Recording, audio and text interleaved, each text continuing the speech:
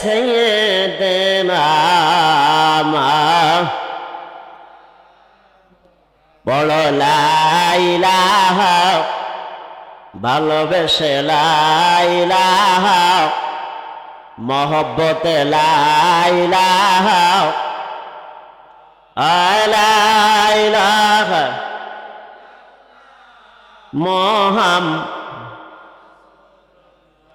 আমার খাজা বাবার কদম দাওয়াত, কালবে মাওলার জিকির কর, কালব হবে ও জালা লা ইলাহা ইল্লাল্লাহ।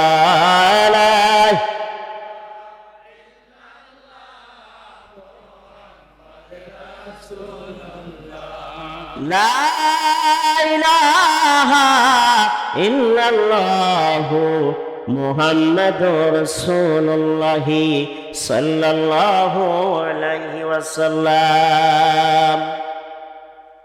উপস্থিত প্রাণপ্রিয় আশিকান, জাকিরান, ধর্মপ্রাণ মুমিন ও মুসলমান,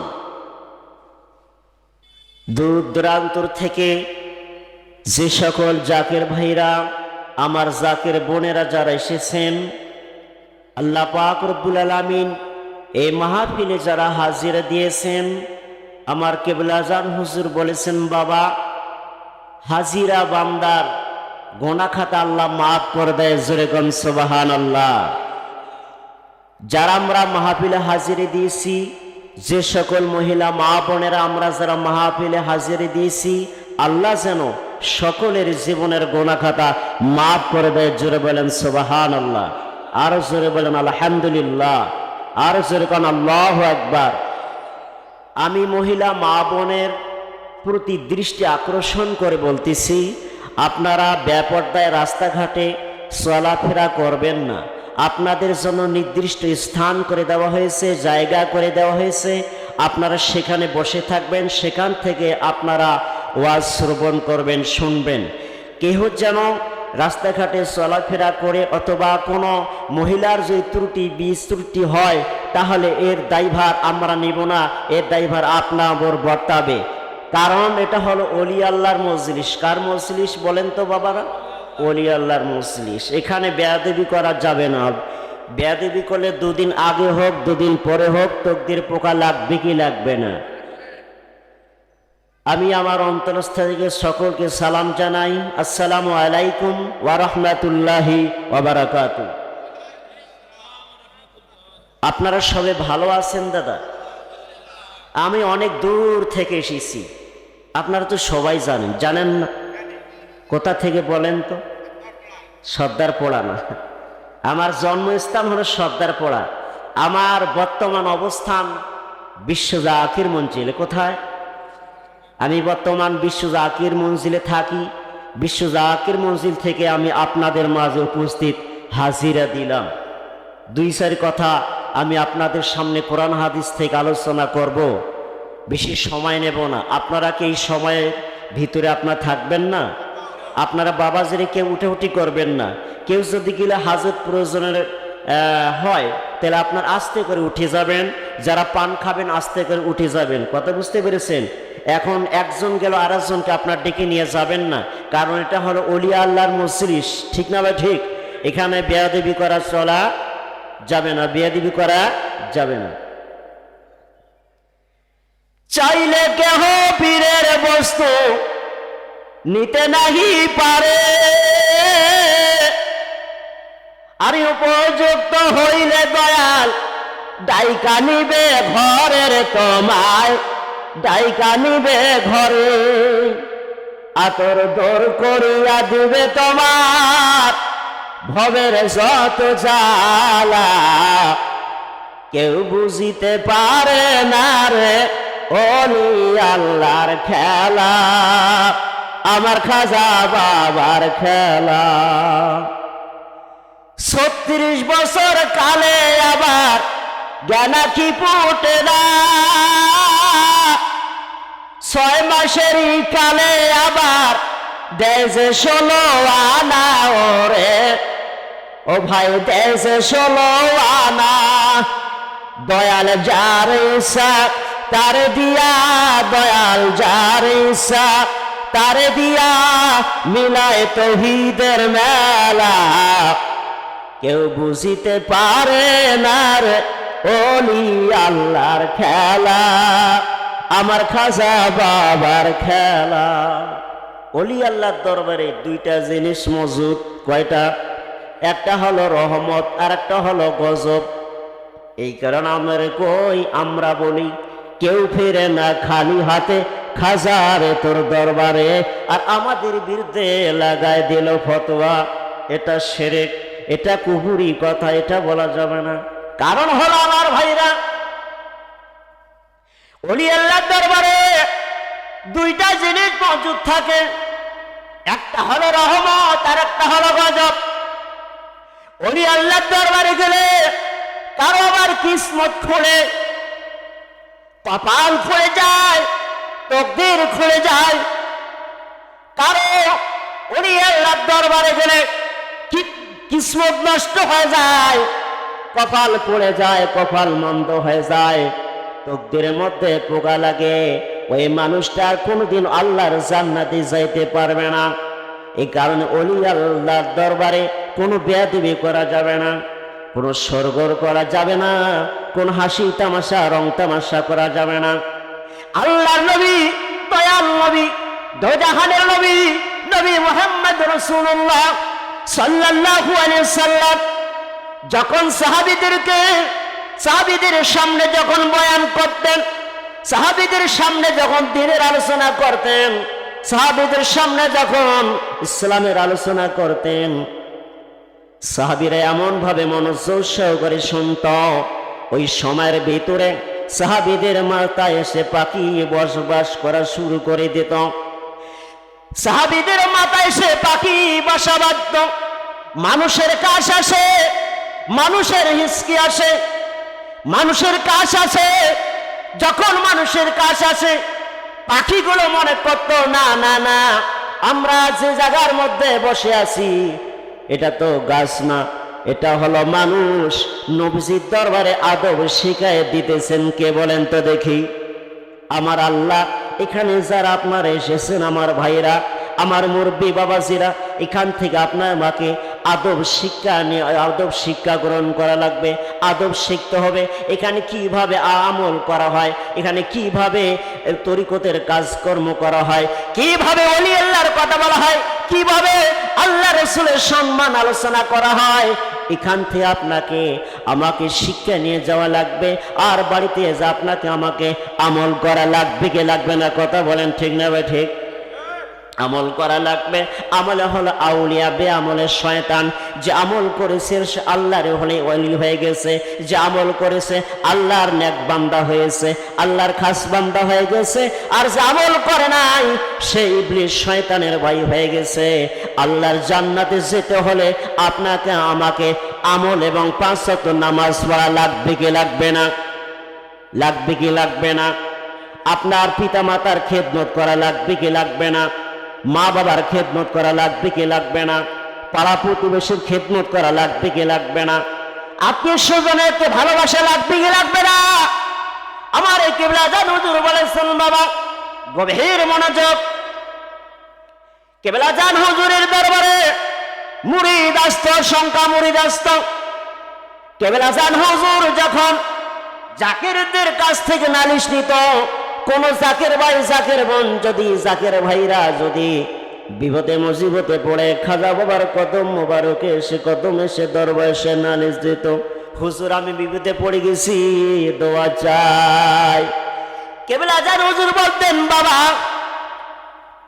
দোয়া চাও, ঠিক আছে বাবা, মাঠে যা খানা খেয়ে আসো, তারপরে তোমার সঙ্গে কথা হবে, তারপরে তোমার সঙ্গে আমার আলাপ হবে। আমার কিবলা জান হুজুর বলতেন বাবা মাঠে যা খানা খেয়ে এসো, খানা খেয়ে আসতাম, হুজুরের কাছে নালিশ দিতাম।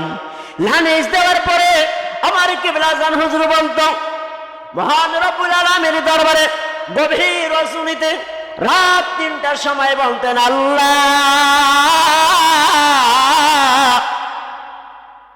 আমার মেরি সন্তান মুজিবুর বিপদে পড়ে আমাকে নালিশ করে গেছে। আল্লাহ দয়া করে মেহেরবানি করে আল্লাহ দে, আল্লাহ দে, আমার মরির সন্তানের অভাব দূর করে দে, আমার মরির সন্তানের অভাব দূর করে দে, আমার মরির সন্তানের পেটে ভাত নাই আল্লাহ ভাতের ব্যবস্থা করে দাও, আমার মরির সন্তানের কাপড় নাই পরনে আল্লাহ কাপড়ের ব্যবস্থা করে দাও। আল্লাহ পাক রব্বুল আলামিনের দরবারে আপনার স্যার আমার জন্য জিন্দা বাবা খাজা বাবা, এই যে আমার মহাকামেল আমার বিশ্বনী খাজা বাবা, তিনি দুহাত পেতে আল্লাহর কাছে কান্নাকাটি করতেন। সেই দরদি বান্ধব আমাদের চোখের মাঝে আর নাই, আমাদেরকে ছেলে তিনি দারুল বাকায় চলে গেছেন। কারণ ওলি আল্লাহরা যখন রওজা শরীফে ঘুমিয়ে যায়, মাজার পাকে যখন ঘুমিয়ে যায়, আমার ভাইরা গভীর মনোযোগ সহকারে শোনেন, আল্লাহ পাক রব্বুল আলামিন ৭৪ গুণ শক্তি আল্লাহ বৃদ্ধি করে দেয়। মহব্বতের দরুদ শরীফ পড়েন, আল্লাহুম্মা সাল্লি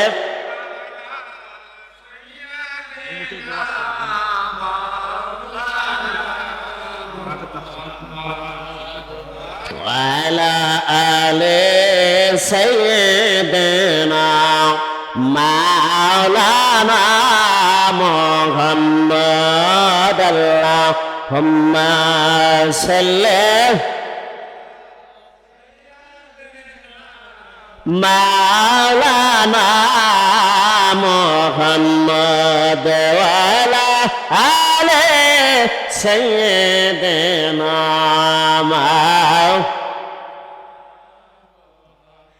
আমার জাগের ভাইরা গভীর মনোযোগ, আমার কেবলা জান হুজুর এর বারবারে কেবলা জান হুজুরের মুরিদ সন্তান একজন রিক্সা চালক ছিল। কি চালক বলেন তো দেখি?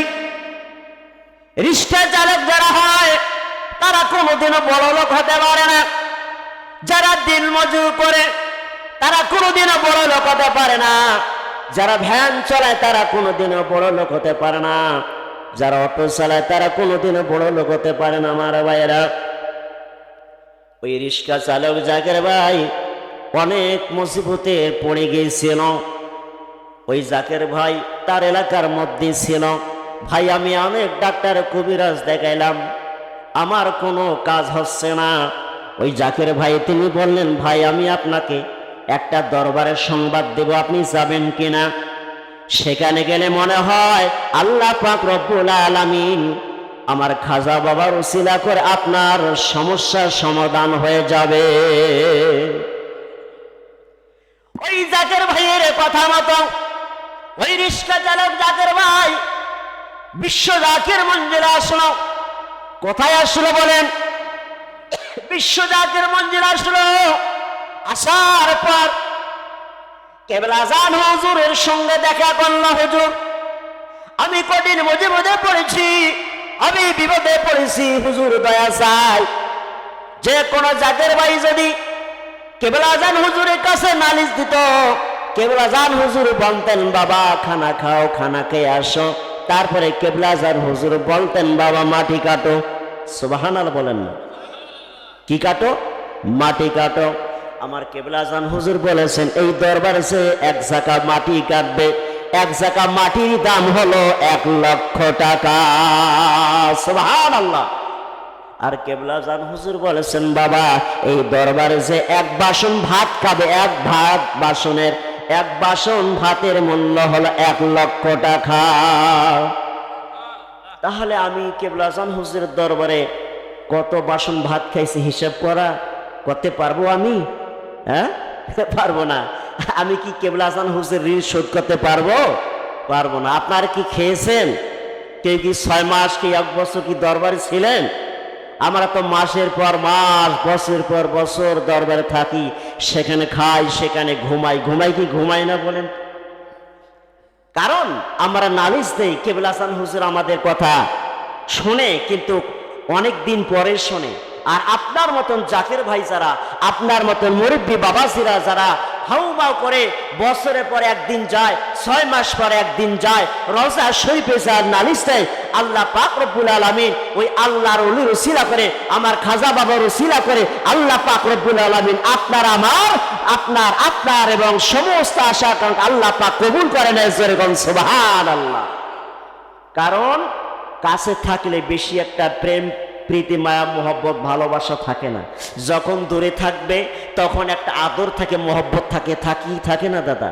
আপনার মেয়েকে বিবাহ দিয়েছেন, আপনার মেয়ে যদি 6 মাস পর 1 বছর পর আসে, আপনি মেয়েকে সম্মান করবেন কি করবেন না? এখন মেয়ে যদি বাড়িতে থাকে বিবাহ হওয়ার পর ওই রকম আদর যত্ন কি পাবে না দাদা। সুতরাং এটাও একটা অনুরূপ, এটাই আমি উদাহরণ দিয়ে আমি আপনাদেরকে বুঝাচ্ছি। কারণ আমরা দরবারে থাকি, কিন্তু আমার কেবলা আজান হুজুর অনেকে রয়েছে এবং তারা কিন্তু থাকে দরবারে, থাকার পরে রোগ ধরা আছে না, এরকম আছে না? কারণ হলো তরিকতের আমল ভালোভাবে করে না, খাজা বাবাকে ভালোবাসে না, খাজা বাবার প্রতি মহব্বত নাই, না থাকার কারণে এরকম কঠিন আযাবের মধ্যে পড়ে, রোগের মধ্যে পড়ে। আর আপনার 6 মাস পর একদিন যান আল্লাহ পাক রব্বুল আলামিন আমার খাজা বাবা ওসিলা করে কবুল করে নাই। ওই রিক্সা চালক জাকের ভাই তিনি করলেন কি, হুজুর দোয়া চাই। কেবলা আজান হুজুর বললেন বাবা যাও তুমি মাটি কাটো, এর ওই জাকের ভাই রিক্সা চালক জাকির ভাই তিনি আমার কেবলা আজান হুজুরের দরবারে, লম্বা আলোচনা আমি শর্টকাট মেরে দেব আমার ভাইয়েরা, ওই কেবলা আজান হুজুরের দরবারে তিনি 1 মাস মাটি কাটলেন। কয়দিন বলেন তো দেখি? 1 মাস ধরে দরবারে মাটি খেদমত করলেন, মাটি কাটা গ্রুপে খেদমত করলেন। ওই জাকের ভাই কেবলা আজান হুজুরের কাছে সাহস পায় না, হুজুর আমাকে বিদায় দেন। কেবলা আজান হুজুর একদিন ডাক দিলেন, বাবা গো তুমি কি রিক্সা চালাও? তিনি বললেন হুজুর আমি রিক্সা চালাই। কেবলা আজান হুজুর বললেন বাবা তুমি যে রিক্সা চালাও তোমার তো ছেলের সন্তান আছে, বিবি বাল বাচ্চা আছে? কেবলা আজান হুজুর বললেন হ্যাঁ আছে বাবাজি। হুজুর আমার ছেলের সন্তান আছে, তাহলে তোমাকে তো বাড়ি যাওয়া লাগবে কি লাগবে না? কেবলা আজান হুজুর বললেন বাবা আমি তোমাকে বিদায় দেবে, তুমি বাড়ি যাও। কেবলা আজান হুজুর বললেন না হুজুর আমি বিদায় নেব, তারপরে আমার একটা কথা আছে হুজুর, আমি যে আপনার দরবারে 1 মাস মাটি কাটলাম, এর বিনিময়ে আমাকে হুজুর কিছু দেবেন না? জোরে কোন সুবহানাল্লাহ। ওলি আল্লাহ মরে না রে, তারা কায়া বদল হয়, আরে নূরে রাজা গত থেকে আল্লাহর নবী প্রেম বিলায়। আল্লাহ ইয়া রহমান ইয়া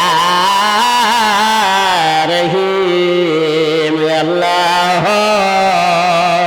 ইয়া রহমান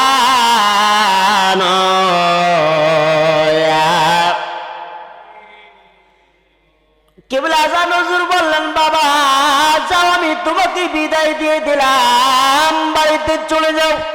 ওই রিক্সা চালক জাকের ভাই তিনি হুজুরকে বললেন বাবা আমি বাড়ি যাব, ঠিক আছে আমি একটা জিনিস চাবো, আপনি আমাকে দেবেন কিনা? বাবা তুমি কি চাও? টাকা পয়সা চাও নাকি? টাকা পয়সা চাইলে আমি তোমাকে টাকা দিব। তোমার কোনো সম্পদের কোনো কম আছে নাকি? তুমি সম্পদ চাইলে আমি তোমাকে সম্পদ দিয়ে দেব। বাবা তুমি যা চাও আমি তোমাকে দিয়ে দেব। ওই রিক্সা চালক জাকির ভাই তিনি বলেন না না না হুজুর আমি টাকা পয়সা আমার কোনো সম্পদের কোনো দরকার নাই, আমার কোনো টাকা পয়সার দরকার নাই, আমি একটা জিনিস চাবো। কেবলা আজান হুজুর তিনি বলেন বাবা বলো তুমি কি জিনিস চাও? কেবলা আজান হুজুর বললেন বাবা তুমি কি জিনিস চাও? তিনি বলো। কেবলা আজান হুজুর কি তিনি বললেন হুজুর আপনি দেবেন কি না বলেন? কেবলা আজান হুজুর বলেন বাবা তুমি কি চাও আগে তো বলবা, না চাইলে তো আমি কি জন্য কি দেব তোমাকে, তুমি বিষয়টা আমাকে বলো।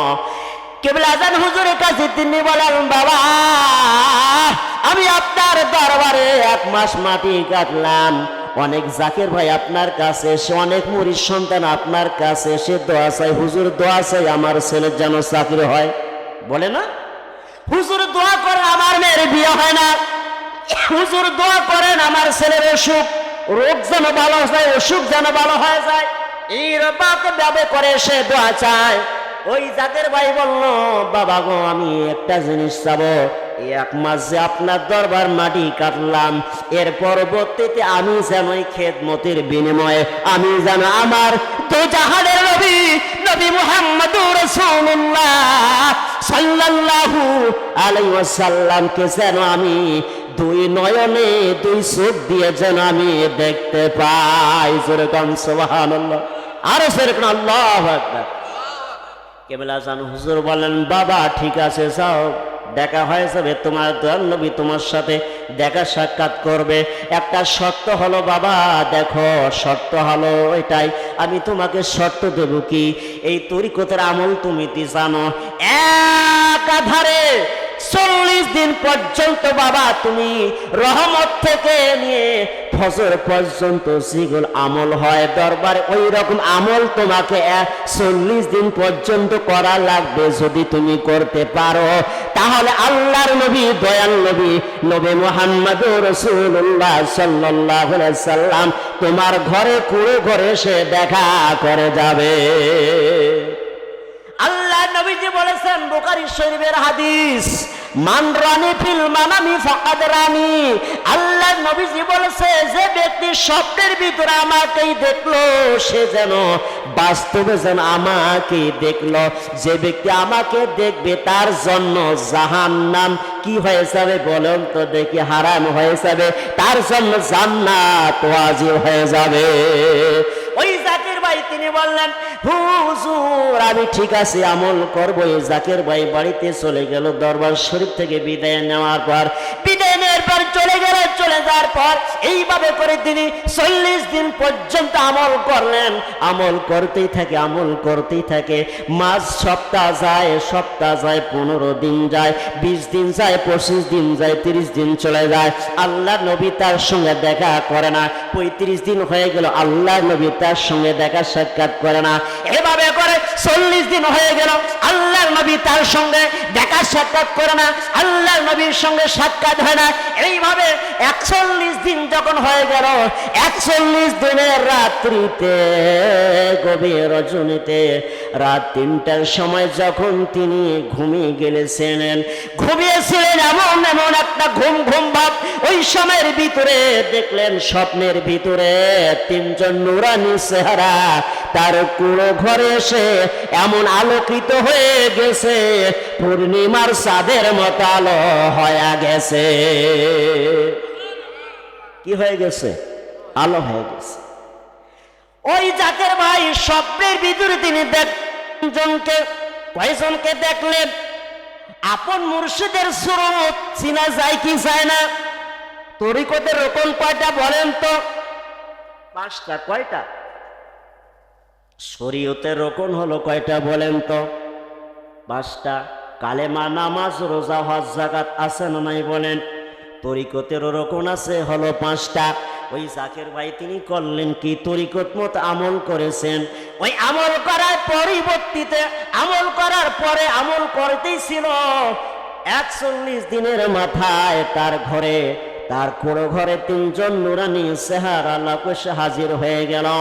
এখন পীরের চেহারা সুরত তিনি দেখতে পায়, পীরের রাবিতা তিনি পীরের চেহারা তিনি দেখতে পারলো, পরিচয় জানলো। আর 2 জনকে তিনি চিনতে পারলেন না। ওই স্বপ্নের ভিতরে তিনি কি করলেন দেখেন আমার ভাইয়েরা, ওই স্বপ্নের ভিতরে জাকের ভাই তিনি করলেন কি, কেবলা জান হুজুরের কদম মোবারকে এসে এবং সালাম যখন করার জন্য চেষ্টা করলো, আমার কেবলা জান হুজুর তিনি বললেন, বাবা গো, এবার বাবা গো, তুমি তাকে দেখার জন্য পাগল হয়ে গিয়েছিলে, তুমি তাকে দেখার জন্য পাগল পারা হয়ে গিয়েছিলে। 30 দিন ধরে তুমি আমার দরবার খিদমত করেছো বাবা, আমার কদম মুসি করা লাগবে না। ওই আমার পাশে যিনি রয়েছে তোমার দাদা হুজুর, তুমি তোমার দাদা হুজুরের কদম বসি করো। ওই রিক্সা চালক জাকির ভাই স্বপ্নের ভিতরে দাদা হুজুরের কাজে চলে গেল। দাদা হুজুরের কদম মোবারকে যখন চুম্বন দেবে, সালাম দেবে এবং কদম বসি যখন করবে, আমার দাদা হুজুর তিনি বললেন, দাদু গো, তুমি যাকে দেখার জন্য পাগল পারা হয়েছিলে, যাকে দেখার জন্য তুমি পাগল হয়ে গিয়েছিলে, সেই দয়াল নবী দাদু গো তোমার ঘরে হাজির হয়ে গেছে, আমার পাশে এসে। দাদু গো, আমার কদম বসি করা লাগবে না, তুমি প্রাণ ভরে দয়াল নবী, দোজাহানের নবী, নবী মুহাম্মদুর রাসূলুল্লাহ সাল্লাল্লাহু আলাইহি সাল্লামের কদম মুবারকে তুমি ইচ্ছামতো চুম্বন করো, সালাম করো। জোরে বলেন সুবহানাল্লাহ। আল্লাহর নবী কি মারা গেছে? মারা যায় নাই। তাহলে আল্লাহর নবী মারা যান, আল্লাহর ওলিরা কি মারা গেছে? মারা যায় না। একটু দরুদ শরীফ পড়েন, আল্লাহুম্মা সাল্লি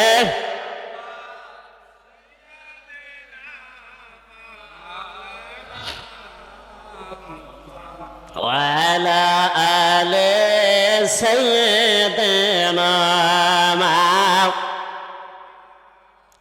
মুহাম্মাদ ওয়ালা আলে সাইয়্যিদিনা মাওলানা।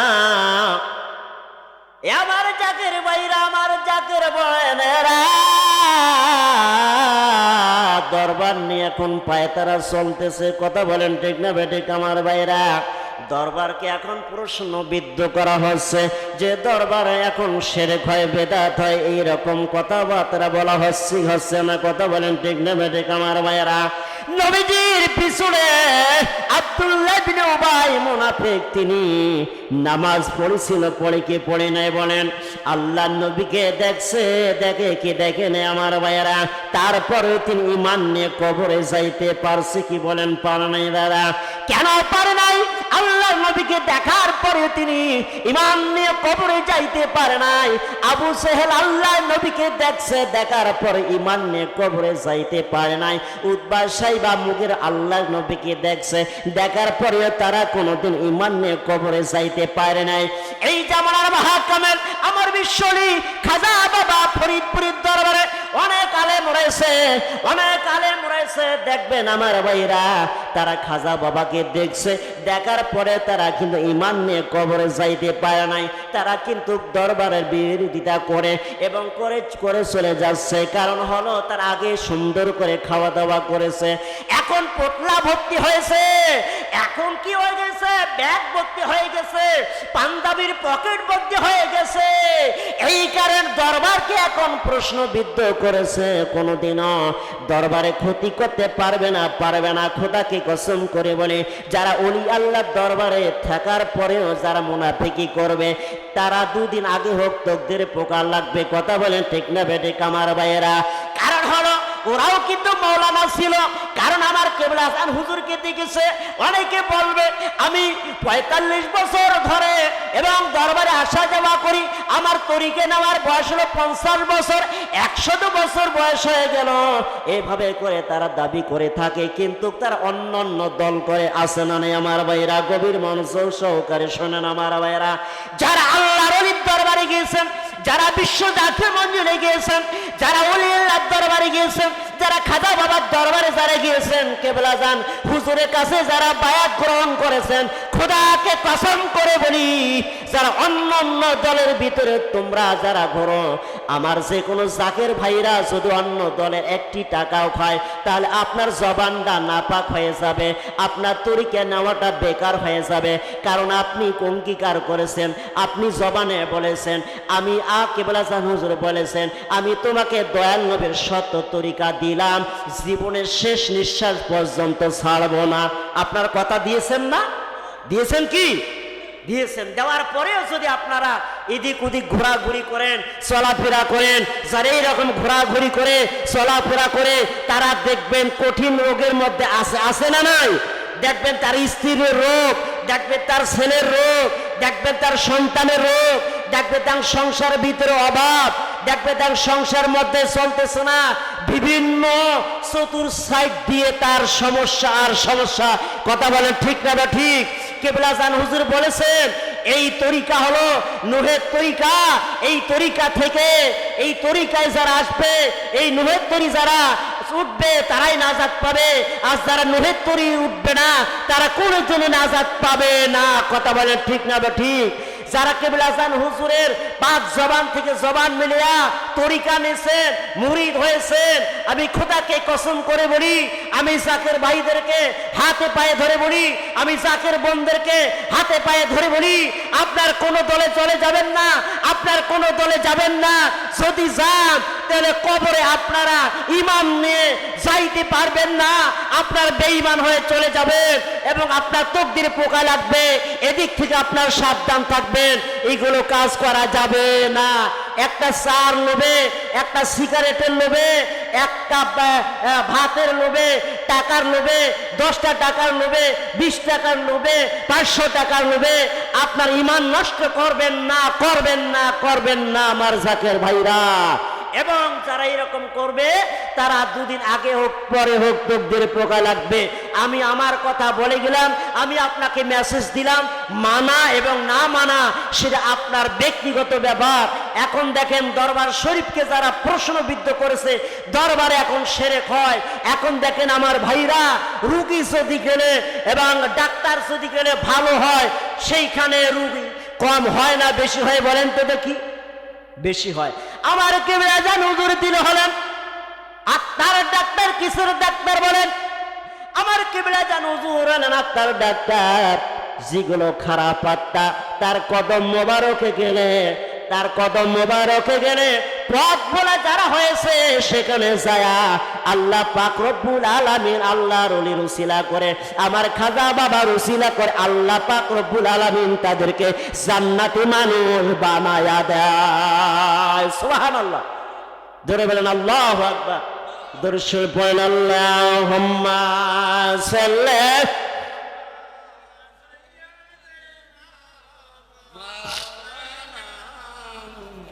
ওয়ালা আলে সাইয়্যিদিনা। দরদ পড়ো, দরদ পড়ো রে, সালাম পাঠাও সোনার মদিনায়। সবাই সবাই দরদ পড়ো, ও দরদ পড়ো রে, সালাম পাঠাও সোনার মদিনায়। যেথায় আমার নূর নবীজি কাঁদিতেছেন উম্মতি, যেথায় আমার নূর নবীজি কাঁদিতেছেন উম্মতি, সবুজ গম্বুজের ছায়ায়। আরে পড়ালে দরুদ তাজিবে নবী শুনেন নিজ কানে, আরে পড়ালে দরুদ তাজিবে নবী শুনেন নিজ কানে।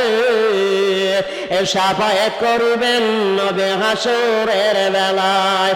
এ দরুদ পড়ো, ও দরুদ পড়ো রে, সালাম পাঠান সোনার মদিনায়। সবাই সবাই কত গাউস কত বলি আল্লাহ, ওই নামে পাগল হইয়া, কত গাউস কত বলি আল্লাহ, ওই নামে পাগল হইয়া, মাওলার দিদার পাইল সর্বদাই। আল্লাহ নিজে আশিক হইয়া নবীর করলেন কাউসার দান। আল্লাহ নিজে আশিক হইয়া নবীর করলেন কাউসার দান। আশিক মাশুক প্রেম খেলা খেলায়। এ দরুদ পড়ো, ও দরুদ পড়ো রে, সালাম পাঠাও সোনার মদিনায়। যেদিন আজরাইল আসিবে, যেদিন সমন জারি হবে, আজরাইল আসিবে ঘরে। আসবে কি আসবে না বলেন? যেদিন সমন জারি হবে, আজরাইল আসিবে ঘরে। হাজারো কাঁদলে বাধা মানবে না। এই দুনিয়ার মায়া ছাড়ো, নবীর প্রেমে দরুদ পড়ো। এই দুনিয়ার মায়া ছাড়ো, নবীর প্রেমে দরুদ পড়ো। জান্নাত হবে তোমার ঠিকানা। আল্লাহুম্মা সাল্লি, তাকেন সবাই আগে গেছেন। মাওলানা মুহাম্মদ ওয়া আলা আলি সাইয়্যিদিনা মুহাম্মদ। আল্লাহুম্মা সাল্লি মাওলানা মুহাম্মদ ওয়া আলা আলি সাইয়্যিদিনা। আল্লাহর নবী হাদিস শরীফের ভিতরে বলেছে 3 জায়গার মধ্যে ফাঁকা রাখা যায় না। কয় জায়গা বলেন তো দেখি আমার জায়গার ভাইরা, কয় জায়গায়? 3 জায়গায়। 1 নম্বর হলো নামাজ চলাকালীন অবস্থায় যখন আপনি নামাজে দাঁড়াবেন ওই জায়গার মধ্যে ফাঁকা রাখা যাবে না। যদি ফাঁকা থাকে তাহলে ইবলিস শয়তান এসে সেখানে দাঁড়াবে, তাহলে আপনাকে ধোঁকা দেবে, ওয়াসওয়াসা দিবে। আর 2 নম্বর হলো যখন আপনি কোরআন হাদিসের ওয়াজ শুনবেন ওই জায়গার মধ্যে ফাঁকা রাখা যাবে না। আর নাম্বার 3 হলো যখন স্বামী স্ত্রী ঘুমাবে ওই জায়গার মধ্যে ফাঁকা রাখা যাবে না। সেখানে ইবলিস শয়তান এসে ধোঁকা দেবে, ইবলিস শয়তান এসে সেখানে দাঁড়াবে। আমার ভাইরা গভীর মনোযোগ সহকারে শোনেন, এই জায়গার মধ্যে যদি ফাঁকা থাকে তাহলে দাঁড়াবে কেটা বলেন? আপনার কি ইবলিস শয়তানকে জায়গা দেবেন না চাপা চাপে হয়ে আসবেন? আপনার সব একটু আগায় আগায় আসেন, চাপা চাপে হয়ে বসেন। যারা বাইরে আছেন, যারা দূর রয়েছে আপনি আগায় আসেন। জাগার ভাইরা একটু দূরে সরে পড়েন। আল্লাহুম্মা সাল্লি মাওলানা মুহাম্মদ ওয়া আলা আলি সাইয়্যিদিনা ওয়া আলা আলি সাইয়্যিদিনা। আমি একটা ঘটনা বলে, আমি কিছুক্ষণের মধ্যে একটা ঘটনা বলে আমি দলিলের দিকে আগাবো। আপনার কি দলিল দেখবেন, কোরআন হাদিসের কথা শুনবেন? তাহলে আপনারা এইভাবে তো বসে থেকে হবে না। এই যে বাবা জোরে বসে আছে দূরে, আপনি একটু দয়া করে আগে আসেন বাবা। আপনার যদি দূরে থাকেন আমি কিভাবে কথা বলি? আপনার সবাই একটু আগে আসেন, একটু দূরে সরে পড়েন। আল্লাহুম্মা সাল্লি, আগান আগান সবাই।